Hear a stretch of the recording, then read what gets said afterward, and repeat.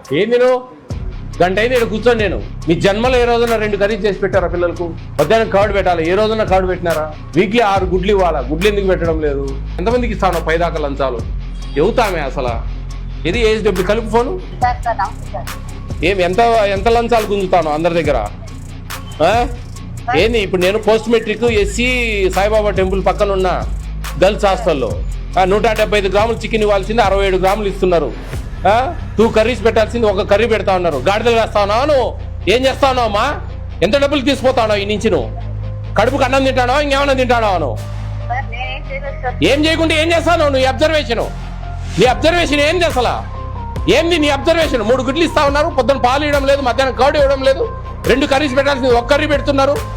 ఇవన్నీ ఎవరు మీ తాత చూస్తారా అమ్మా? నువ్వు కదా చూసేది పైనుండి. ఎవరు ముసుకోమ్మా? మొత్తం డిస్టిక్ అంతా ఇట్లే ఉన్నట్టుంది. దోసుకుంటా అంటారు పిల్లలు కడుపులు కొట్టి.